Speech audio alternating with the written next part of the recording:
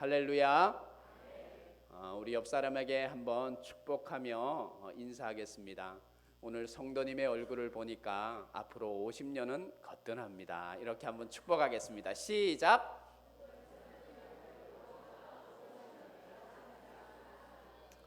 우리 성도님들 50년이 거뜬하다 그러는데 표정이 별로 안 좋습니다. 술집에서 술잔을 기울이는 사람들이 술잔을 기울이면서 건배를 외치지 않습니까? 그럴 때 많이 이런 건배를 한다고 합니다. 9988 여러분 이거 들어보셨습니까? 혹시 우리 성도님들 집에서 저녁마다 술잔을 기울이면서 이 9988이라는 이 뜻이 99세까지 팔팔하게 살자 뭐 이런 뜻이랍니다. 이것이 버전이 몇 가지가 있습니다. 9988 234 들어보셨습니까? 9988 234 99세까지 팔팔하게 살다가 2, 3일 앓고 죽자. 그래서 9988 234라고 그럽니다. 이게 또 버전이 다른 것이 나왔습니다. 9988 231 여러분 9988 231은 99세까지 팔팔하게 살다가 2, 3일 앓고 다시 일어서자 뭐 이런 뜻이 있답니다. 다시 한번 우리 옆 사람 축복하면서 인사하겠습니다. 영육간에 강건하십시오. 무더위에도 강건하십시오. 제가 몇 주 전에 우리 성도님의 간증을 제가 들었습니다. 몇 주 전에 이영규 선교사님이 쓴 내려놓음이라는 책에 그런 이야기가 있다 했지 않습니까? 이영규 선교사님이 몽골 땅에 처음 선교사로 부임을 하고 한 1년쯤 지나서 이영규 선교사님이 그 몽골 언어가 조금 어둔하고 둔할 때 주일 이제 11시 예배를 준비하고 있는데 그 어떤 소녀가 땀을 흠뻑 젖은 얼굴로 이영규 선교사님을 찾아와서는 어둔하게 잘 알아들을 수 없는 그런 언어로 그렇게 이야기를 했다고 합니다. 선교사님, 제가 아침에 그 몽골은 목축업을 하니까 아침에 목축을 하다가 소를 잃어버렸습니다. 여러분 그 이야기 생각이 나십니까? 네, 여러분 표정은 처음 듣는다는 표정으로 앉아 계십니다. 소를 잃어버렸습니다. 그런데 어떻게 이렇게 땀을 흘리면서 왔냐고. 소를 아침부터 찾다가 그 소를 못 찾고 가만히 보니까 예배 시간이 된 거예요. 그래서 선교사님, 제가 찾는 것보다도 내가 하나님 앞에 집중해서 예배할 때 소가 돌아올 줄 믿습니다. 그리고 예배하러 쏜살같이 들어가고 선교사님에게 목사님이 기도해 주십시오라고. 그리고 어떤 이야기를 합니까? 선교사님이 몽골어가 어둔합니다. 이제 예배 계속하는 그 시간 속에 걱정을 합니다. 과연 이 아이가 소를 찾을 수 있을까? 그리고 몽골어가 어둔해서 축도를 합니다. 주 예수 그리스도의 은혜와 아버지 하나님의 크신 사랑과 축도를 하고 나니까 보통은 성도님들의 아멘 소리가 아멘 해야 되는데 성전 밖에서 소가 음메 그러더라고. 그래서 이 이야기를 제가 몇 주 전에 한 적이 있습니다. 여러분 하나님의 말씀이 여러분에게 선포될 때에 여러분의 삶의 자리에 적용되는 은혜가 있기를 바랍니다. 어떤 성도님이 그런 이야기를 합니다. 이 성도님의 아이가 방학을 합니다. 한 학기 동안 전반기에 열심히 공부해서 성적도 우수하고 이제 방학이 되어서 너무 기쁜데 방학을 하는 날 이 아이가 가장 아끼는 새 울타리를 벗어나서 날아가 버렸다는 거예요. 걱정이 되죠. 아이가 열심히 공부하고 성적도 받고 방학을 해서 기분 좋게 이제 집에 오는데 자기가 아끼는 새가 없으면은 이제 울상을 지을 것 같은 너무 걱정이 돼서 막 찾다가 못 찾는 겁니다. 새를. 그래서 이 성도님이 그런 이야기를 했다는 거예요. 설교 시간에 들은 말씀이 기억이 났어요. 그래서 하나님 소도 돌아왔다는데 새 정도야 돌아와야 되지 않습니까? 자기도 모르게 무의식 가운데 그렇게 신앙 고백을 했다는 거예요. 소도 돌아왔는데 새가 돌아와야 되지 않겠습니까? 라고 이야기를 했더니 전화가 한 통 딱 오는 거예요. 교회 권사님에게 전화가 와서 지금 새를 한 마리 잡아놨는데 목사님네 새가 아니냐고. 저희 아이 새가 도망을 갔는데요, 저희 집사람이 소도 돌아왔는데, 그런 신앙 고백을 의연중에 한 거예요. 소도 돌아왔는데 이 새가 돌아와야 되지 않냐고. 새가 그 고백을 한 다음에 바로 권사님 아실 거예요. 바로 전화를 하셔가지고 새를 잡아두었다고. 할렐루야. 여러분, 하나님의 말씀이 여러분에게 선포되면 여러분 삶의 자리에 적용되고 기적으로 일어나고 삶의 현장에 역사로 능력으로 나타나는 은혜가 있기를 바랍니다. 여러분 보십시오. 우리가 하나님 앞에 이 예배 시간에도 하나님 앞에 집중할 때에 우리에게는 문제가 있습니다. 이 소를 잃어버린 이 소녀처럼 우리에게도 온갖 문제가 예배를 드리는 이 순간에도 있을 수 있습니다. 예배에 집중하는 여러분 되시기를 바랍니다. 자, 우리 옆 사람에게 다시 한번 축복하며 인사하겠습니다. 예배에 집중합시다. 예배에 집중하는 여러분, 예배에 우리가 집중할 때에 하나님께서 예배가 끝난 다음에 우리에게 있는 온갖 크고 작은 문제들이 해결되는 역사, 그 은혜의 여정으로 하나님께서 채워주실 줄로 믿습니다.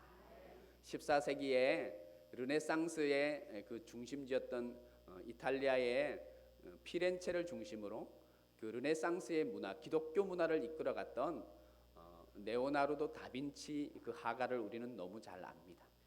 이 레오나르도 다빈치에게 시실리 성당에 예수님의 공생애 있지 않습니까? 성경이 기록하고 있는 예수님의 공생애의 일생을 벽화로 좀 그려달라는 부탁을 이 화가가 받습니다.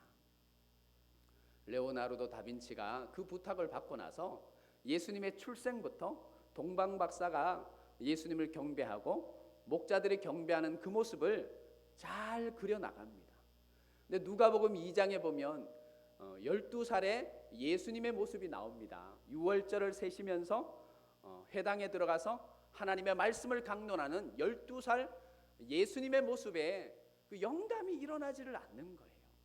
그래서 작업을 한참 하다가 이 그림 그리는 것을 그치고 나서 주변을 막 살피는 거예요. 방황하면서 12살 예수님의 모습은 어떤 모습일까?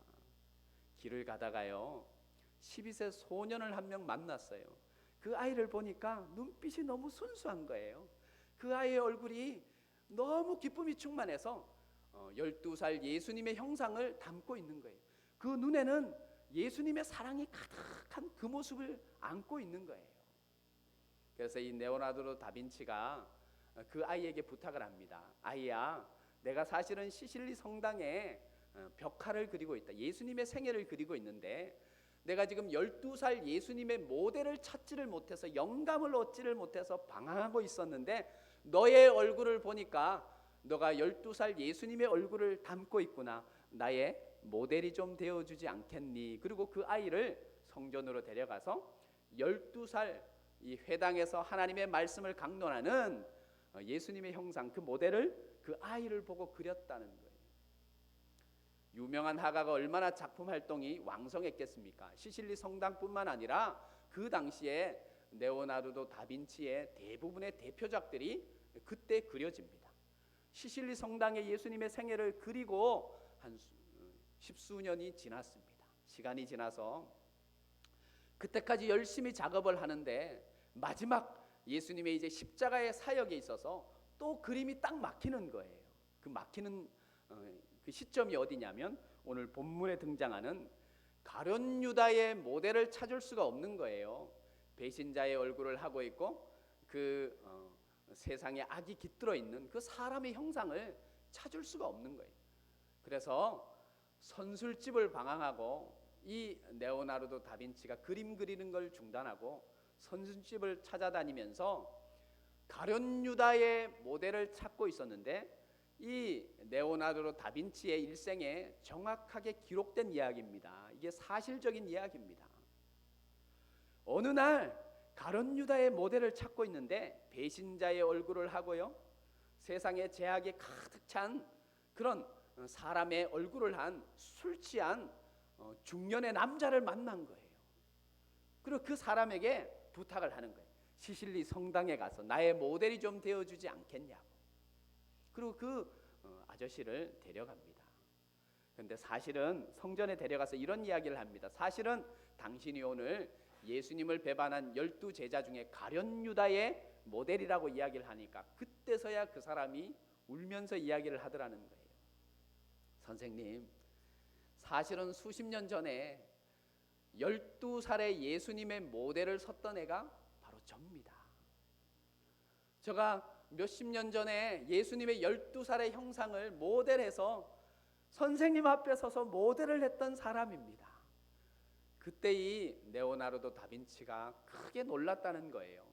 한 사람이 성과 악이 공존하고 천사의 모습과 악마의 모습이 그 속에 같이 있고 예수님의 모습과 가룟 유다의 모습이 함께 하는구나. 여러분, 오늘 본문에 등장하는 예수님의 12제자 중에 예수님을 배신했던 이 가룟 유다의 이야기는 가룟 유다의 이야기로 그치지 않습니다. 저와 여러분의 이야기라고 할 수가 있습니다. 누구나 예수님을 닮는 그런 은혜의 모습을 소유할 수가 있습니다. 그러나 또 하나, 누구나 가룟 유다를 닮아갈 수 있는 그런 모습이 우리 속에는 있다는 겁니다. 여러분, 그러면 왜 이 가룟 유다는 왜 예수님을 배신하고 은 30냥에 예수님을 팔 수밖에 없는 배신자로 낙인 찍히는 제자로 이렇게 전락하고 말았을까요? 성경은 가룟 유다에 대해서 이렇게 이야기를 합니다. 그는 배신자였다, 실패자였다, 어리석은 자였다, 자살한 사람이다, 마귀에게 잡힌 사람이다, 자기 길을 간 자다. 성경은 또 이렇게 가룟 유다에 대해서 이야기를 하고 있습니다. 차라리 나지 않았으면 좋았을 뻔한 사람이다. 세례 요한에 대해서 성경이 뭐라고 이야기합니까? 이 땅에 태어난 사람 중에 가장 축복받은 사람이 세례 요한이라고 성경은 기록하고 있습니다. 가룟 유다는 차라리 나지 않았으면 좋았을 법했던 그런 사람이라고 성경이 기록을 합니다. 왜 가룟 유다는 예수님을 배신할 수밖에 없었을까요? 가룟 유다는 하나님의 말씀이 그 삶의 자리에 관통하지를 못했습니다. 말씀이 그의 삶의 자리에 끊임없이 전달되었고 예수님은 끊임없이 공생애를 시작하면서 12제자를 기도함으로 12제자를 선택하였습니다. 그 중에 한 사람, 위대한 가능성을 있는 믿음의 가능성을 소유한 사람이 가룟 유다였습니다. 끊임없이 예수 그리스도를 통해서 직접 하나님의 복음을 전해들은, 능력의 하나님의 말씀을 전해들은 사람이 가룟 유다였습니다. 그런데 왜 가룟 유다는 하나님의 능력의 소유자로 남지 못하고 복음의 말씀의 소유자, 이 시대가 위대하지 못하고 그는 배반자라고 성경이 이야기를 합니까? 가룟 유다는요, 세상의 욕심으로 가득했던 사람이기 때문입니다. 베다니 문둥병 시몬의 집에 향유를 붓는 여인이 있었습니다. 이제 십자가의 공생애를 다 마치고 십자가의 고통 고난을 이제 지시기 위해서 마지막 사역을 앞두신 예수님의 장례를 준비하느라 한 여인이 그 향유를 예수님의 발에 붓고 그의 머리카락으로 그 향유를 닦아서 발을 닦는 그 기사가 성경에는 나옵니다. 향유를 붓는 여인을 향해서 이 가룟 유다가 하는 말이 있습니다. 요한복음 12장 5절 말씀, 이 향유를 어찌하여 300데나리온에 팔아 가난한 자들에게 나누어 주지 않느냐라고 가룟 유다가 이야기를 합니다. 그런데 요한복음 12장 6절 말씀이 이렇게 이야기를 합니다. 이렇게 말함은 성경이 가룟 유다가 이렇게 말하는 이유에 대해서 분명하게 이야기를 합니다. 이렇게 가룟 유다가 말함은 가난한 자들을 생각함이 아니요 그는 도둑이라 돈깨를 맞고 거기 넣는 것을 훔쳐감이었더라라고 기록을 하고 있습니다. 여러분, 가룟 유다는 하나님의 말씀을 받기 위해서 준비된 마음이 없었습니다. 세상 욕심으로 가득했습니다. 그는 그의 마음을 탐심이 주장하게 했습니다. 누가복음 12장 15절 말씀이 우리에게 이렇게 전해주고 있습니다. 모든 탐심을 물리치라. 사람의 생명이 그 소유의 넉넉함에 있지 아니한 것을 너희가 알지니라 라고 이야기를 하고 있습니다. 골로새서 3장 5절 말씀입니다. 탐심은 우상이라 하나님으로부터 우리를 멀어지게 하는 것이 탐심이라고 기록하고 있습니다. 디모데전서 6장 10절 말씀, 돈을 사랑하는 것이 일만하게 뿌리가 되나니 이것을 탐내는 자들은 미혹을 받아 믿음에서 떠나 마음에 많은 근심을 하는 자라라고 기록을 하고 있습니다. 왜 이 가룟 유다가 예수 그리스도로부터 하나님의 능력의 말씀을 전해 듣습니다. 직접 예수 그리스도를 통해서 소생하리라, 회개하라, 천국의 자녀가 되리라, 하나님의 자녀로 이 땅을 살아가리라, 그 말씀을 들음에도 불구하고 그 말씀을 받지를 못합니까? 가룟 유다의 마음속에는 세상 욕심으로, 탐심으로 가득하기 때문입니다. 축복의 주인공 되시는 여러분 속에 있는 탐심을 거두는 은혜가 있기를 바랍니다. 하나님이 기뻐하지 않는 세상 욕심을 다 거두고 하나님이 기뻐하는 옥토와 같은 마음으로 주님 앞에 준비된 자로 날마다 주님 앞에 서는 은혜가 여러분 속에 있기를 바랍니다. 이 탐심은 가룟 유다에게 성경은 이렇게 기록하고 있습니다. 탐심으로 가득한 가룟 유다는 그것이 탐심으로 끝나지 않았습니다. 누가복음 22장 3절 말씀, 유다에게 사탄이 들어갔다라고 기록을 합니다. 따라합시다. 탐심은 사탄이 내 영혼에게 들어오는 기회를 제공합니다. 여러분, 우리가 세상 욕심 가운데 가득하면요, 그 세상 욕심 가운데 가득한 우리의 마음, 탐심은 탐심에서 끝나지 아니하고 사탄이 우리의 마음에 틈타는 기회를 제공한다라는 사실을 여러분 기억하시기를 바랍니다. 또 이 가룟 유다가 왜 배반자로 낙인을 찍히고 하나님의 세계 선교의 가업을 감당하지 못하고 그는 자살할 수밖에 없느냐? 받은 말씀을 삶에 적용하지 못했기 때문입니다. 리차드 웨슬러가 쓴 아침이 밝아오는가라는 책이 있습니다. 거기에 보면 그 책의 한 이야기 중에 자니의 이야기가 나옵니다. 자니라는 어린아이가 몇 센트의 돈을 주고 가게에 가서 새총을 하나 구입합니다. 우리 성도님들 어린 시절에 새총 몇 번 쏴본 기억이 있지 않습니까? 이 자니가 가게에 가서 새총을 구입해서 처음에 새총을 사서 작은 나무를 겨냥해서 새총으로 그 나무를 맞춰봅니다. 열심히 연습하니까 멀리 있는 나무가 맞는 거예요. 그 다음에는 작은 돌을 세워놓고 거기에다가 새총을 쏘니까 연습하니까 되는 거예요. 그렇게 연습하는 중에 가만히 눈을 돌려보니까 오리가 한 마리 보이네요. 그 오리는 할머니가 가장 아끼는, 이 자니의 할머니가 가장 애지중지하는 오리예요. 오리가 눈에 들어오자 자니가 내가 저 오리를 맞출 수 있을까 하고 새총으로 오리를 쐈어요. 실수로 머리를 맞아서 이 오리가 단 한 번에 죽어버렸습니다. 이 자니가 그 이야기에 자니가 죽은 오리를 장작더미 밑에 빨리 숨겨버립니다. 그리고 아무 일도 없었다는 듯이 저녁 식사를 합니다. 식사 자리에서 식사가 끝난 다음에 할머니가 그렇게 이야기합니다. 자니의 누나에게, 자, 셰일링, 그 누나의 이름이 셰일링이거든요. 셰일링, 오늘 저녁 식사 설거지 당번은 너니까 너가 설거지를 했으면 좋겠다. 셰일링 빨리 일어나서 너 설거지를 하려무나 라고 이야기를 합니다. 그때 이 누나 셰일링이 일어나서 이렇게 얘기합니다. 할머니, 오늘은 내 동생 자니가 설거지를 할 거예요. 그리고 자니의 귀에 대고 이렇게 이야기합니다. 오리. 자니가 그날 설거지를 할 수밖에 없었습니다. 그 다음 날이 되었어요. 그 다음 날 자니가 가장 즐거워하는 할아버지하고 낚시 가는 것은 가장 자니가 즐거워합니다. 할아버지하고 낚시를 가려는데 누나가 대뜸 할아버지 손을 잡더니 낚시를 가는 거예요. 할머니가 이 셰일링에게, 셰일링 너는 청소를 좀 해야겠다. 셰일링이 또 할머니에게 큰 소리로 이야기합니다. 할머니, 오늘 저가 자니 대신 할아버지와 낚시를 다녀올 거예요. 그리고 자니가 내 대신 청소를 할 거예요. 자니의 귀에 대고 또 이야기를 합니다. 오리. 자니는 남아서 청소를 할 수밖에 없었습니다. 너무 원통한 자니가 할머니에게 가서 이야기를 합니다. 할머니, 사실은 할머니가 가장 아끼는 오리를 내가 그만 새총으로 맞춰서 죽게 했어요. 그리고 장작대미에 숨겼어요 라고 이야기를 합니다.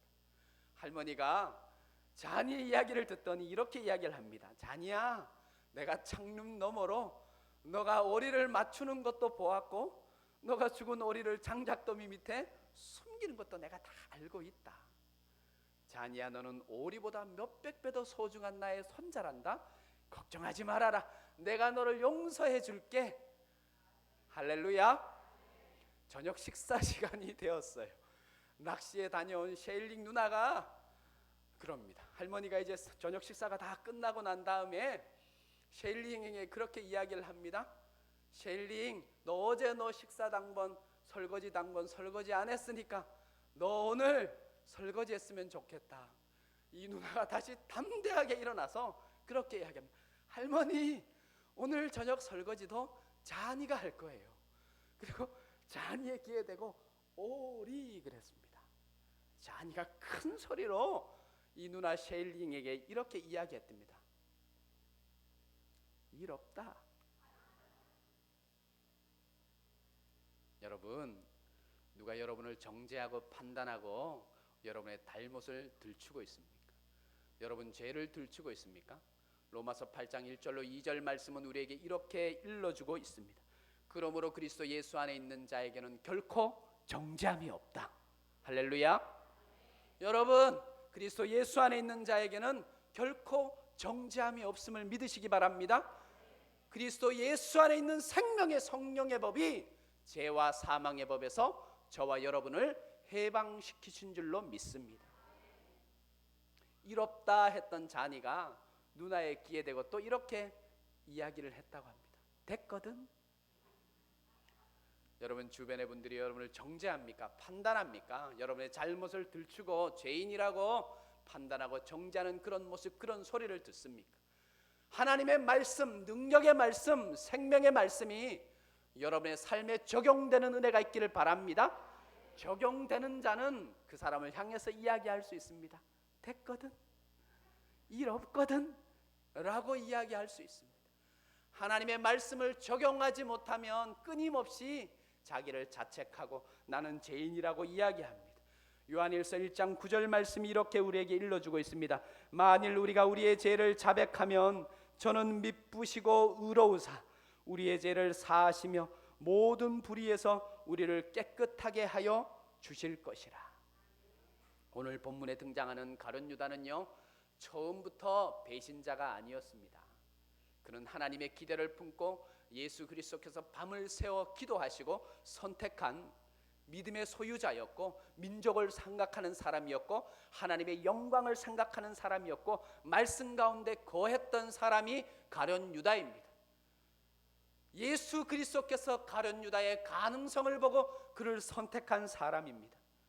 예수님의 12 제자 가운데는 세리 마태가 있습니다. 술을 잘하고 동계산을 잘하는 세리 출신 마태가 있습니다.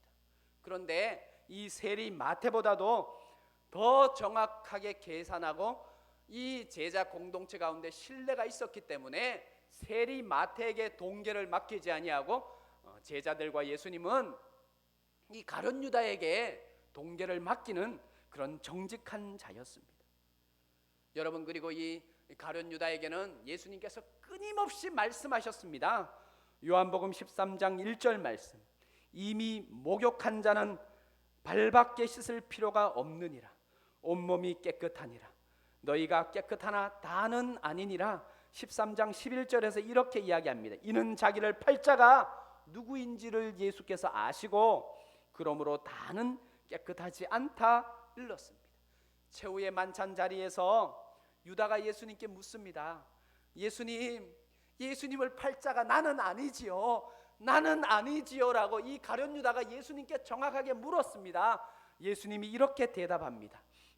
예수님께서 정확하게 가룟 유다에게 말씀했습니다. 너가 그라고 말씀했습니다. 그런데 가룟 유다는 살아계신 하나님의 아들 예수 그리스도의 말씀을 듣고도 그 말씀을 적용하지를 못했습니다. 또 베드로가 질문을 합니다. 누가 예수님을 팔자입니까? 누구입니까? 그 자가 누구입니까? 당장 내가 그를 결박하겠습니다. 그때 예수님께서 제자들에게 이렇게 요한복음 13장 26절에서 이렇게 이야기하십니다. 내가 떡 한 조각을 적셔다가 주는 자가 그니라. 가룟 유다에게도 너라라고 이야기를 했고, 예수님은 떡 한 조각을 적셔다가 주는 자, 그리고 떡 한 조각을 적셔서 가룟 유다의 입에 갖다 넣어 주셨습니다. 그러니까 가룟 유다도 알았고 제자들도 알았습니다. 분명히 자기가 예수를 팔 자라는 것을 예수 그리스도께서는 끊임없이 그에게 말씀하셨습니다. 그리고 기회를 줬습니다. 저를 한번 따라올까요? 기회를 잡읍시다. 다시 한번요. 하나님의 기회를 잡읍시다. 축복의 주인공 되시는, 은혜의 주인공 되시는 성도 여러분, 하나님의 말씀이 여러분에게 들려질 때에 하나님이 여러분에게 기회를 주심을 믿으시기를 바랍니다. 하나님의 약속이 여러분에게 선포되고 하나님의 말씀이 여러분에게 선포될 때 하나님의 기회를 잡으시는 여러분들을 되시기를 바랍니다. 예수님은 끊임없이 가룟 유다에게 말씀하셨습니다. 가룟 유다는 그 말씀을 자기 삶에 적용하지를 않았습니다. 하나님의 말씀을 자기 삶의 자리에 관통시키지 않았습니다. 자기 삶에 예수님의 말씀이 주장하게끔 하지 않았습니다. 끊임없이 자기 고집, 자기 생각, 자기 계획, 세상적인 탐심이 자기 인생을 주장하게끔 했다는 것입니다. 우리가 잘 아는 예수님이 십자가상에 못 박혀 죽으실 때의 우편의 강도, 단 한 번의 예수님의 말씀이 그에게 전해졌습니다. 그런데 여러분, 우편의 강도는 죽기 직전에 끝난 인생입니다. 타락한 인생입니다. 죄인으로 끝날 수밖에 없는 인생이었습니다. 우편 강도가 예수님의 말씀이 증거될 때에 그는 그의 삶의 자리에 적용했습니다. 당신의 나라에 임할 때 이 죄인을 기억해 달라고 예수님이 주시는 말씀을 그는 삶의 자리에 적용하여서 승리한 삶을 살아간 줄로 믿습니다. 오늘 본문 위에 26장 75절 말씀을 한번 보십시오. 오늘 읽은 베드로도 죄인입니다. 우리가 성경을 보면 그는 여자 앞에서 예수님을 저주했습니다. 또 다른 성경을 보면 사복음서의 다른 곳을 보면 이 베드로가 예수님의 그 존전을, 예수님의 이름을 그는 저주할 뿐만 아니라 욕했다 그랬습니다. 욕하며 저주했다 그랬습니다. 베드로도 죄인입니다. 베드로도 예수님을 판 자 가룟 유다와 비슷한 사람입니다. 그런데 가룟 유다도 죄인이요, 베드로도 죄인이요. 그런데 베드로와 가룟 유다가 다른 점이 있습니다. 베드로는 하나님의 말씀을 기억했습니다. 75절 말씀, 이에 베드로가 예수님의 말씀이 닭 울기 전에 내가 3번 나를 부인하리라 하심이 생각나서 밖에 나가서 심히 울며 통곡했다 그랬습니다. 베드로도 죄인이요, 가룟 유다도 죄인이요, 저와 여러분들도 죄인이요, 세상 사람들도 죄인입니다. 베드로와 가룟 유다가 다른 점이 있습니다. 예수 그리스도의 말씀을 베드로는 삶의 자리에 적용했습니다. 그러나 가룟 유다는 적용하지를 못했습니다. 그러나 그들과 차이가 있습니다. 우리는 예수 그리스도의 말씀을 적용하는 은혜의 사람인 줄 믿습니다. 한번 말씀을 찾고 오늘 말씀을 마치도록 하겠습니다. 구약 성경 호세아 6장에 있는 말씀을 한번 찾아보겠습니다. 구약 성경 호세아, 중요한 말씀입니다. 오늘 우리의 삶의 자리에 신앙의 여정 가운데 하나님께서 우리에게 주시는 약속의 말씀입니다. 세상 사람들도 지울 수밖에 없습니다. 그들과 우리가 차이가 있습니다. 호세아 6장 1절로 3절에 있는 말씀, 제가 가진 성경책은 구약 성경 1261면쯤에 있습니다. 앞에 스크린에도 있습니다. 자, 우리 호세아 6장 1절로 3절 말씀 찾았으면 크게 한번 아멘. 자, 1절로 3절을 우리 맞추어서 한번 선포하며 읽겠습니다. 시작. 오라, 우리가 여호와께로 돌아가자. 여호와께서 우리를 찢으셨으나 도로 낫게 하실 것이요, 우리를 치셨으나 싸매어 주실 것임이라. 여호와께서 이틀 후에 우리를 살리시며 셋째 날에 우리를 일으키시리니 우리가 그의 앞에서 살리라. 그러므로 우리가 여호와를 알자. 힘써 여호와를 알자. 그의 나타나시면 새벽 빛같이 어김이 없나니 비와 같이 땅을 적시는 늦은 비와 같이 우리에게 임하시리라 하시니라. 할렐루야. 축복의 주인공 되시는 여러분, 신앙의 여정은 그런 것입니다. 하나님의 말씀을 듣고 우리가 적용하지 않으면 안 됩니다. 아는 것에서 그쳐서도 안 됩니다. 오늘도 예배를 통해서 하나님의 말씀이 부족한 주의 종을 통해서 하나님의 약속, 하나님의 언약이 여러분에게 선포된 줄 믿습니다. 하나님의 약속은 어떤 것입니까? 여러분, 하나님의 약속이 어떤 것입니까? 하나님의 약속은 반드시 이루어집니다. 따라합시다. 약속은, 하나님의 약속은 성취입니다. 믿으시면 아멘. 다시 한번, 하나님의 약속은 성취입니다. 그렇게 믿으십니까? 여러분, 하나님의 약속은 성취입니다. 하나님의 약속이 우리에게 선포되고 그의 언약이 우리에게 들려지면 잠시 시간이 필요합니다. 기다림의 시간, 하나님의 때를 기다리는 그 시간만이 필요합니다. 하나님의 약속은 반드시 성취됩니다. 나는 인자가 아니다, 사람의 아들이 아니다, 나는 실수가 없다, 내가 너에게 한번 약속한 것은 반드시 이루신다. 할렐루야. 세상을 잡고 세상을 의지하고 세상을 우리가 온전히 집중하는 신앙이 아니라 하나님을 집중하고 하나님의 약속을 잡고 가는, 그래서 신앙의 여정을 달려가고 승리의 삶으로 이끌어가는 저와 여러분들이 되시기를 바랍니다. 하나님의 약속은 성취입니다. 그 약속을 잡고 승리하는 축복의 주인공들이 되시기를 바랍니다. 사랑의 아버지 하나님, 감사합니다. 하나님, 우리도 가룟 유다와 같은 존재입니다. 죄 많은 존재요, 하나님을 부인하고 예수 그리스도를 저주하고 부인하는 베드로와 같은 존재, 죄 많은 존재, 예수 그리스도를 부인하고 판자와 같은 가룟 유다와 같은 사람. 오늘 성경의 이야기는 가룟 유다의 이야기로 그치지 아니하고 오늘을 살아가는 모든 사람들에게 적용되는 말씀으로 주님께서 우리에게 주심을 믿습니다. 그러나 우리가 다른 것은 주어진 말씀을 우리의 삶의 자리에 적용하는 지혜의 사람인 줄 믿습니다. 말씀이 육신이 되어 적용하고 실천하고 말씀이 하나님 우리의 삶의 자리에 기적이 되도록, 열매가 되도록 적용하는, 그래서 하나님 말씀이 우리 삶을 주장하는, 말씀이 삶에 되는 신앙의 소유자가 될 수 있도록 주님 우리를 인도하여 주옵소서. 예수님의 이름으로 기도하옵나이다.